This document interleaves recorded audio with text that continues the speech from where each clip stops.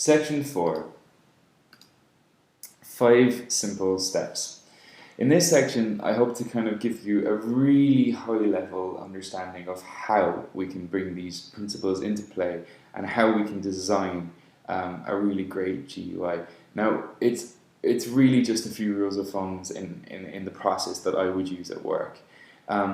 And it's in no way a detailed way of how it goes down in industry, but hopefully it will help you to understand the principles to making a good GUI. So hopefully if you follow these, it will help you to get to where you need to get to be. So designing systems generally included research, design, a build, where we test it, and then we would rinse and repeat. We would do it all over again. If whatever we learned from our testing, we build it into that research, we design, we build, and we go going through that. And it's a great foundation for how we should do things in general. Things have evolved a little bit from that, but generally it falls down into this. So 5 steps to designing your GUI might include a research phase of some sort. Then we might go and we sketch up some ideas. So we would pull all what we've just learned from the research, and we would sketch it up into little either wireframes or boxes or anything like that. That would just help you to communicate your ideas really, really quickly. We might then build a paper prototype, which I'll bring you through. Might involve something that's a little bit more specific, which is your wireframes, that takes into considerations things like space or content that you might need to go and find and highlight areas that need more work. And finally, a functional prototype, so something that is being built in code that you can test with users and still improve upon from what you're finding out. And again, we repeat as necessary. So we might get to a functional prototype and realize, actually, I'm way off the mark here. My GUI isn't really going to fix this, or indeed my system isn't going to resolve a need. So I might have to go back to the drawing board a little bit and literally find out a little bit more from users. What did you like? What was important that was working here? What didn't you like? And all these kind of questions allow you to build the perfect GUI. So the first step we mentioned was research.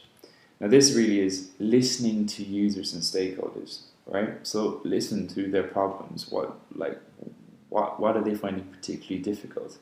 What do they like about the existing systems? How do they do things right now? Questions like that. Ask what is the goal? What do they want to achieve? I want to be able to lodge my money online somehow. Okay, we can try and make that happen, but we're probably still going to have a physical aspect to that system. Or I would like to be able to upload an image of my Facebook profile to my LinkedIn profile. These are all user goals, and they're based on needs. And if we can bring that across and we listen to them, then we've done a good job because we've highlighted what we need to do. We can also observe users on similar systems. So just watch what people are doing on, so for example, looking at how people shop online on Amazon. That might be useful to know when you're building your own online shop for selling mittens during the winter. Just observing behavior on other systems. For example, on Amazon, recommended or related items does quite well. Is that something you could use in your GUI? Again, questions that you can ask. And finally, research similar products. So again, what I've been talking about with related products. The next thing is taking all of that information and just getting it down on paper. It doesn't matter how you put it down, just get it down on paper, okay? I think one of the hardest things for everyone to get over, that initial hurdle, is I can't draw, I'm not an artist, I'm not a designer. We doodle all the time, and all of us can draw a box, a circle, and a line. It doesn't have to be a good circle, we can all draw it, alright? So everyone can draw. It's not really that we're creating works of arts and the next kind of Mona Lisas or in any way, shape or form. It's quick 30-second sketches based on what we've just heard or based on what we've just learned. Oh, the user really wants a really big button that allows them to get to the next page. Well, let me write that down.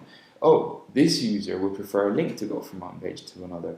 Or this user would prefer checkboxes to input the insurance quote instead of a drop-down box. So you learn all these and you sketch it up and you see how it might fall to place. You see roughly how you could see those screens or those GUIs coming together. Again, we are not looking for perfection. Indeed, what we are looking for is feedback. So is this going to work? So if I'm sketching out something, I can quickly show it to a colleague, or I can quickly show it to a user and say, do you think something like that would work? If not, why wouldn't it work? How could I make it work? And that's what the great thing about sketches do. They hone people in on ideas. And instead of having to kind of go through, I'm thinking about doing this, and then people might misinterpret, they can actually grab a red biro and go, no, I was thinking more like this. I was thinking more checkboxes here. I want radio buttons. I want a big title saying my name at the top. But you get that feedback from the sketch. So here's some really simple sketches. And you can see all they're doing is trying to figure out the layout of each of those things. So to get you started, we've put a couple of videos online for you to take a look at in your own time. I'm not going to go through them right now because of time constraints. But please feel free to take a look at kind of what you might need to do. And again, any questions, don't hesitate to get in contact with me at WebMongrels and hashtag GUI101. Yeah, and the most important thing about sketching as well is it doesn't have to be short, just practice. And as Gandhi said, an ounce of practice is worth more than tons of preaching. So I can be here and tell you sketch, sketch, sketch, sketch, sketch, but hey, do you know what? Right now, if I've just bored you and you're doodling, amen to that. Keep going. Paper prototyping is the next step. So this is the creation of rough paper sketches. So those sketches that you just created, if you lay them out into some kind of flow, that's something that you can potentially test and explore design options with quickly. So those chunks that we talked about earlier, where we had 15 things, and you've put them into 3 sets of 5, you can quickly test that with your co-students or your users. Indeed, it would probably be better to see if that works. Is 5 too much? Is it just enough? All these kind of things you can explore really, really quickly with paper prototypes. Again, there's another fantastic video on YouTube which really kind of shows how mocking up the user interface in paper and with cardboard, how effective it can be in testing.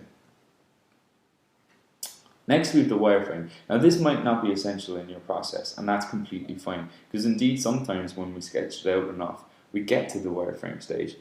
But generally, you have the low fidelity sketches. We might build upon this to create a high fidelity wireframe, and this generally is doing the same thing. It's showing layout, it's showing content a bit more clearly, and things are beginning to take just a little bit more shape.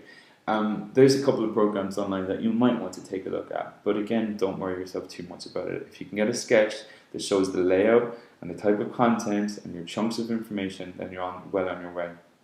The next thing that a wireframe might do as well is include technical specifications. So this might include things like annotations for developers, recommendations for designers, and dimensions like pixel sizes, guidelines, accessibility, considerations, best practice principles. All these kind of things would try to be captured in wireframes. They can become quite a static document, and there is a move away from them a little bit. But hey, you know what? They are an important communication tool and worth mentioning. Here's an example of one. As you can see, it's just an example registration form. It's showing different content, and again, just trying to illustrate what this page should look like for a designer. I wouldn't worry too much about it, guys. So then we're getting on to the functional prototype. Excuse me. This is building the skeleton of your GUI in code. So everything that you've learned through your research and you sketched up, you kind of go, right, you know what, now I need to get into NetBeans and I need to see if this works. So you throw everything onto a page, you code it up really lightly in the background or in the back end, and you see if it works. You see if people can click on the right things, if people are doing what they need to be doing, and they'll tell you if it's confusing or not. So test it, break it, and fix it again.